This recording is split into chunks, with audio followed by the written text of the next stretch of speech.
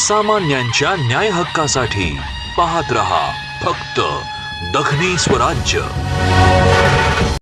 मराठवाडा साहित्य परिषदेचे भवानी विद्यार्थी कल्याण प्रतिष्ठान शांतिवन आयोजित 45वे मराठवाडा साहित्य संमेलन शुक्रवार व शनिवार दिनांक 10 व 11 एप्रिल रोजी शांतिवन आर्वी तालुका शिरूर कासार येथे संपन्न झाले। उद्घाटनाच्या समारंभामध्ये कवी विठ्ठल बिडकर व्यासपीठावर संमेलनाध्यक्ष प्राध्यापक फ.म. शहाजिंदे लातूर, उद्घाटक माननीय डॉक्टर दिगंत प्रकाश आमटे, डॉक्टर अनघा दिगंत आमटे, लोक बिरादरी प्रकल्प भामरागड जिल्हा गडचिरोली, डॉक्टर गिरीश कुलकर्णी स्नेहालय अहिल्यानगर, प्रमुख पाहुणे म्हणून माजी मंत्री तथा आमदार सुरेश अण्णा धस यांची उपस्थिती होती। प्रमुख उपस्थितीमध्ये अखिल भारतीय मराठी साहित्य संमेलनाचे माजी संमेलनाध्यक्ष तथा मराठवाडा साहित्य परिषदेचे माजी संमेलनाध्यक्ष, IAS अधिकारी मान्य भारत सासणे, मराठवाडा साहित्य परिषदेचे माजी संमेलनाध्यक्ष आणि सुप्रसिद्ध साहित्यिक फमू शिंदे यांचीही या प्रसंगी उपस्थिती होती। मराठवाडा साहित्य परिषदेचे अध्यक्ष प्राचार्य कौतिकराव ठाले सर, कार्यवाह दादा गोरे, उपाध्यक्ष आसाराम लोमटे, उपाध्यक्ष रामचंद्र तिरुके, कोषाध्यक्ष रामचंद्र काळुंखे, सहकार्यवाह डॉक्टर गणेश मोहिते, सहकार्यवाह दीपा क्षीरसागर यांचीही यावेळी मंचावर उपस्थिती होती। सत्राचे सूत्रसंचालन राहुल गिरी यांनी केले, तर आभार प्राचार्य अभिमान घरगिने यांनी मानले। हे सर्व मंडळी यांना विनंती आहे आपणही या निमित्ताने व्यासपीठावरती येऊन उपस्थित राहायचं। आदरणीय ज्येष्ठ साहित्यिक प्रमोद शिंदे सर यांना विनंती आहे आपणही व्यासपीठावरती या उद्घाटनाच्या निमित्ताने या ठिकाणी उपस्थित राहायचं। या सर्व मान्यवरांचं साहित्यिकांचं सत्राच्या निमित्ताने शब्द सुमनाने मनपूर्वक सहर्ष स्वागत आहे। माय मराठीच्या समृद्ध वारशाचा जागर या मराठवाडा साहित्य संमेलनाच्या निमित्ताने घडत असते। समाज कार्याची एक अनोखी किनार या मराठी सारस्वताला प्राप्त होते आहे। या पद्धतीचं वैभव आपण अनुभवतो आहोत। आपण सर्व मान्यवरांचं या निमित्ताने स्वागत करूया। सर्वांचं शब्द सुमनाने सहर्ष स्वागत आहे। विशेषत्वानं आर्वी गावातील काही ग्रामस्थ या ठिकाणी उपस्थित आहेत, त्यांचंही स्वागत आहे। सर्व मराठवाड्यातील साहित्यिकांचं वाचकांचं सहर्ष स्वागत करू। आपण एकदा जोरदार टाळ्यांच्या गजरात उपस्थित मान्यवरांचं स्वागत करूयात आणि त्यांना विनंती करूयात की दीप प्रज्वल मार्गजे यांनाही विनंती आपण व्यासपीठावरती यायचे। आदरणीय दत्तावानांना विनंती आहे व्यासपीठावरती आपण उपस्थित राहायचं। मराठवाडा साहित्य संमेलन संपन्न होत असताना मान्यवरांच्या शुभहस्ते दीप प्रज्वलन होतं। माय मराठीला समृद्ध करणाऱ्या ज्ञानेश्वरीची रचना करणारे माऊली दडोबा दीपकाच्या प्रति अतिशय सुंदर लिहितात की जैसी दीप कलिका धाकुटी परी बहुतेजात प्रकटी तैसी सद्बुद्धी थोकटी म्हणू नये। का प्रभेचा उमाळा दीप प्रकाश संचला तैसे चैतन्य दिवसला चिद्रूप स्फुरे। प्रकाशाची ही कामना या मराठवाडा साहित्य संमेलनाच्या उद्घाटनाच्या निमित्ताने मान्यवरांच्या शुभहस्ते हे दीप प्रज्वलन संपन्न होत असताना आपण सर्वजण व्यक्त करूया। प्रकाशाला दिशांचे गहनत्व रोधू शकत नाही, रोखू शकत नाही। प्रकाशाची महती अमाप आहे। तथागतांनी लिहिलेला अत्तदीप भवचा तो चिरंतन प्रकाश सर्वांच्या अंतरी अवतीर्ण व्हावा ही एक कामना या दीप प्रज्वलनाच्या निमित्ताने आपण या ठिकाणी व्यक्त करूया।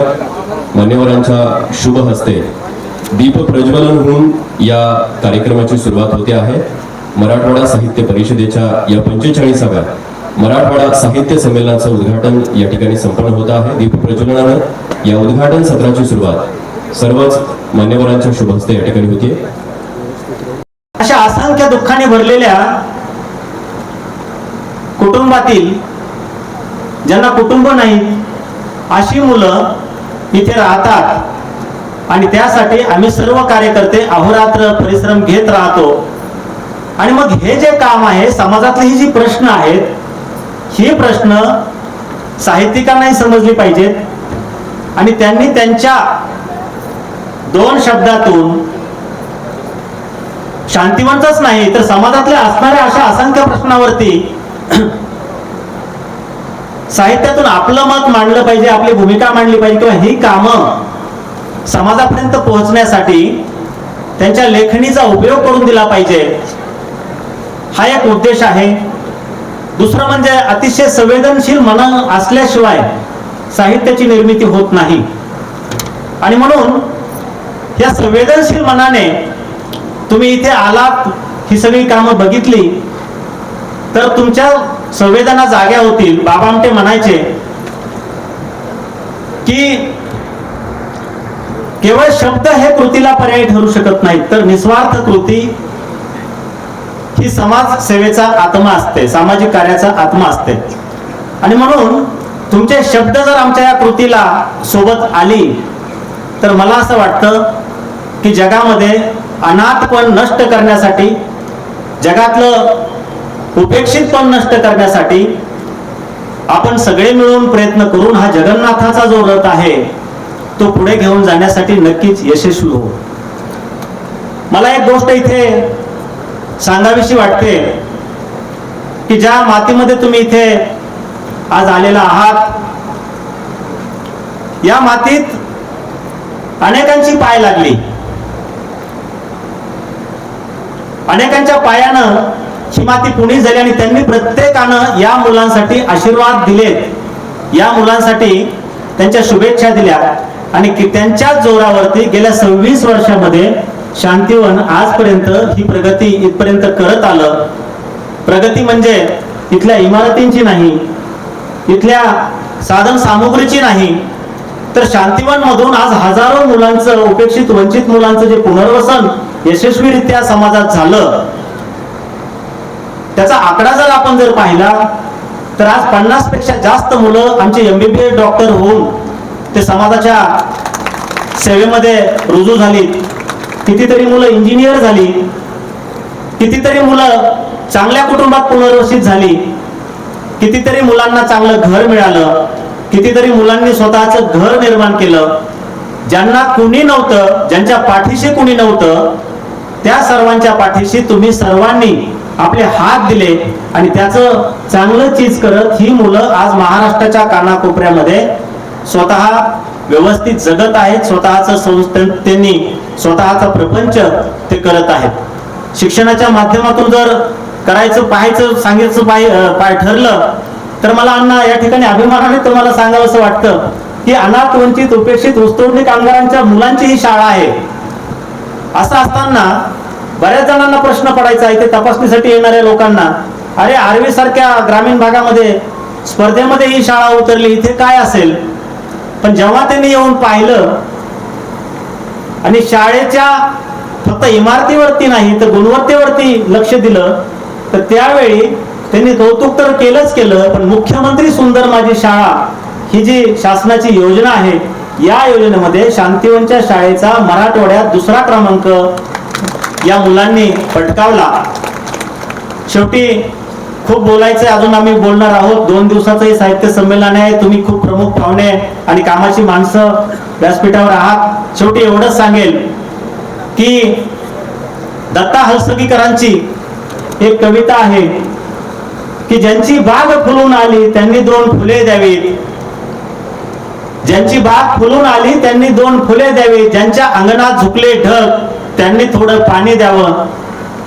ही जी कविता, त्या कवितेप्रमाणे ह्या अनाथ, वंचित, उपेक्षित मुलांच्या सहकार्यासाठी तुम्हाला जे जे काही देता येईल, कुणी शब्द द्या, कुणी फुलं द्या, कुणी जे जे काही देता येईल ते देत राहा. तुम्ही सर्वजण या ठिकाणी आला आहात आणि आम्हाला तुमची सेवा करण्याची संधी दिली, त्याबद्दल मी स्वागताध्यक्ष म्हणून या तुम्हा सर्वांचे खूप खूप आभार मानतो आणि या स्वागतपर 2 शब्दांचा मी थांबतो. जय हिंद, जय महाराष्ट्र.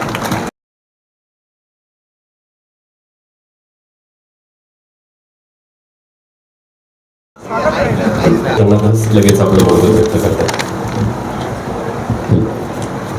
मराठवाडा साहित्य परिषदेचे भवानी विद्यार्थी कल्याण प्रतिष्ठान शांतिवन आयोजित 45वं मराठवाडा साहित्य संमेलन 2026 संमेलनाध्यक्ष आदरणीय प्राध्यापक भ.म.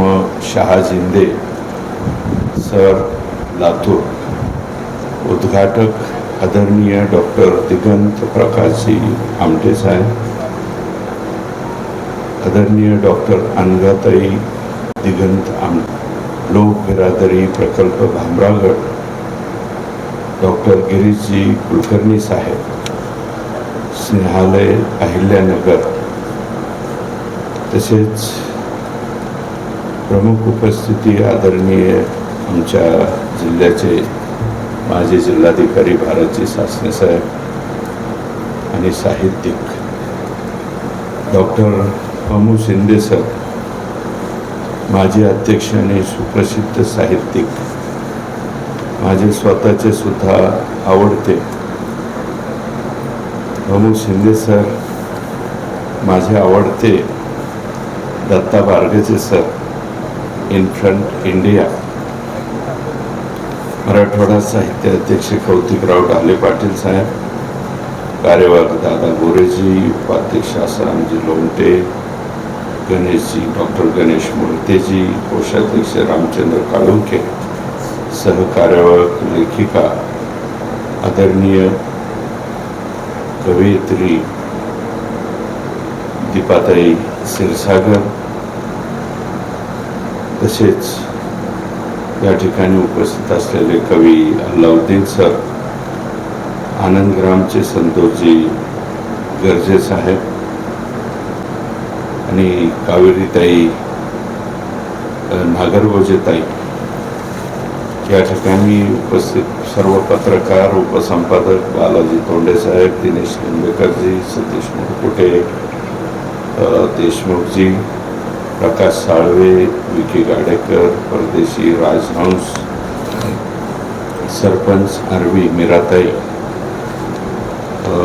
तसेच शिवाजीराव पवार, भरतराव करमाटे, अशोक पाखरे सरपंच, अरुण बालेराव, दादा हरदास, दगडूदादा लोमटे आणि शांतिवन प्रकल्पाचे सर्व आत्महत्याग्रस्त आणि ज्यांना कोणीही मायबाप नाही अशा सर्वांचे दीपक काका आणि कावेरीताई हे मायबाप झालेले आहेत. ते सर्व संगोपन केंद्रातील विद्यार्थिनी.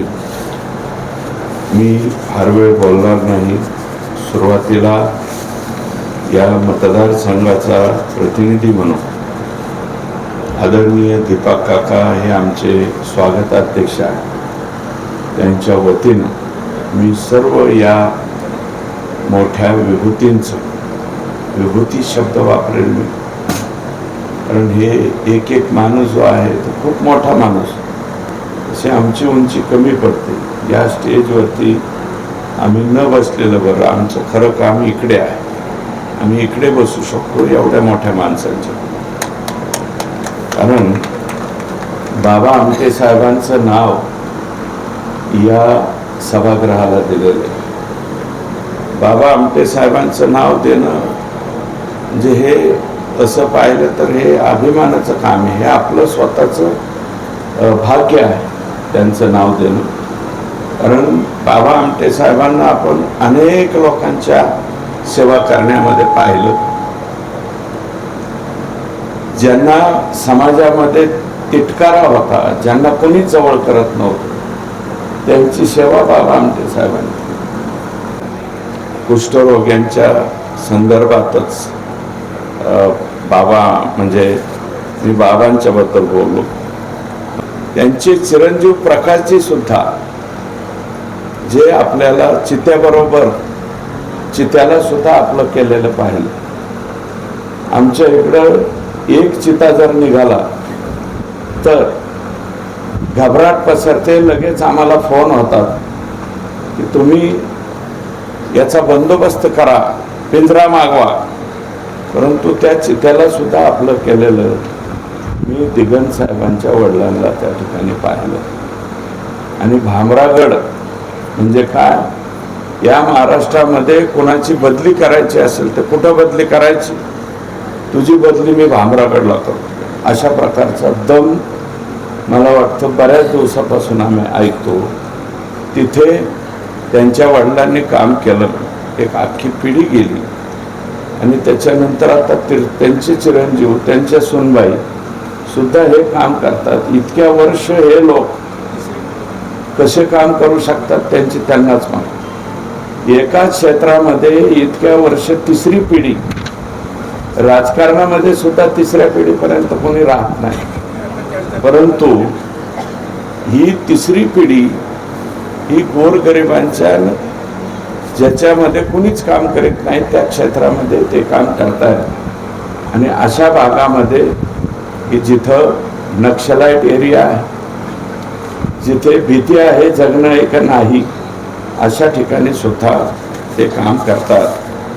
तर त्यांना मी मनापासून या ठिकाणी त्यांचं स्वागत करतो, दोघांचंही. कारण दिगंजी आलेत आणि अनघाताई सुद्धा या ठिकाणी आल्या. मी त्यांचंही मनापासून या ठिकाणी स्वागत करतो. आणि गिरीशजींबद्दल काय बोलावं, ज्याला आपलं स्वतःचं कोणी म्हणत नाही त्यांना सुद्धा त्यांनी आपलं म्हणलं. ज्या आजाराचं नाव घेतलं तरी लोक पळून जातात, त्यांनी आपलंसं केलं, एवढं मोठं काम उभं केलं, ते सुद्धा या ठिकाणी आहे. आणि आमचे ज्यांच्याबद्दल मला खरंच म्हणजे बारगजे साहेब दिसले की नेमकं काय म्हणावं किंवा काय बोलावं, त्यांच्याबद्दल कुठे बोलावं, किती बोलावं, ते त्यांच्या सौभाग्यवती जे काम करताय त्यांना आम्ही पाहिजे तेवढं सहकार्य दीपक काका नाही करत. दीपक काका म्हणले मी त्यांच्या मागं उभा राहतो, पण नुसता मोकळा वांगे उभा, फार काही हे नाही. पण तरी सुद्धा आमची आणखी आणखी आणखी शाखा उघडताय, त्याच्याबद्दल दीपक काकांच्याबद्दल आमच्या मनामध्ये आदर आहे. बारगजे साहेबांबद्दल सुद्धा खूप मनापासून आदर आहे. आम्हाला जेवढं करता येईल ते 100% आम्ही त्यांच्यासाठी करूच. परंतु त्यांनी आपल्याला या ठिकाणी बोलावलेलं आहे, एवढी मोठी दिग्गज मंडळी या ठिकाणी आणली, त्याच्याबद्दल काकांचं मी आभार मानतो. खरं तर हा कार्यक्रम शहराच्या ठिकाणी असला पाहिजे, एखाद्या तालुक्याच्या ठिकाणी असला पाहिजे, पण तो आज या उघड्या माळरानावरती जिथे आमच्या काकांनी बाग फुलवलेली आहे त्या बागेमध्ये हा कार्यक्रम होतोय. अतिशय आनंदाची बाब आहे. मी सर्वांची या ठिकाणी, कारण इथे सगळेच खूप मोठी माणसं आहेत.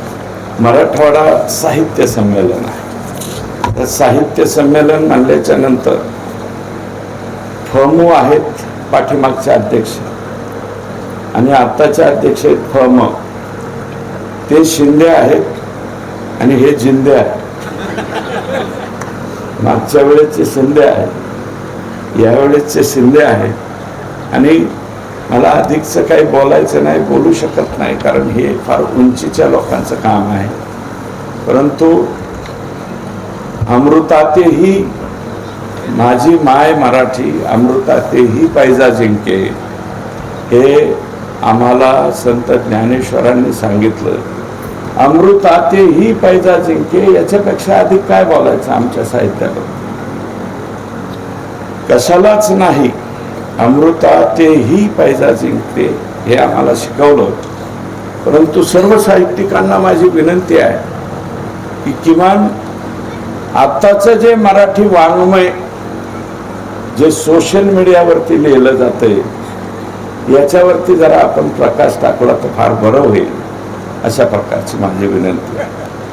कारण ते वाङ्मय जर वाचलं, त्याच्या खालच्या कमेंटचं वाङ्मय जर वाचलं तर आपण नेमके मराठी भाषिक आहोत का, आणि आपली मराठी याच्यासाठी उत्पत्ती झाली का, निर्माण झाली का, याचा सुद्धा कधीतरी विचार करावा लागतो. काय लिहितायत, कुणीकडे लिहितायत, आणि ज्याला साध्या 4 ओळी लिहिता येत नाही ते सुद्धा ब्लॉक लिहिण्याची मानसिकता ठेवतात. ते सुद्धा एवढं लांब भरते व्हॉट्सअप फेसबुकवरती लिहिण्याची. आता अभिव्यक्ती स्वातंत्र्य आहे, परंतु ते अभिव्यक्ती स्वातंत्र्य नेमके कशासाठी वापरायचं याचा सुद्धा ताळमेळ या ठिकाणी लागत नाही. हे वस्तुस्थिती या ठिकाणी आहे. माझी विनम्र प्रार्थना आहे या सर्व दिग्गजांना की आपण याच्यावरती लिखाण करावं. आपण याच्या बाबतीमध्ये जरा सडेतोड, कारण तुमचा हंटर असला पाहिजे, चाबूक असला पाहिजे. तुमच्या चाबकाशिवाय समाज त्या ठिकाणी नीट होऊ शकत नाही. तुम्ही जरा चाबकाने आम्हाला फोडलं पाहिजे, म्हणजे माझ्यासह सर्वांना फोडलं पाहिजे असं माझं या ठिकाणी मत आहे. तेव्हा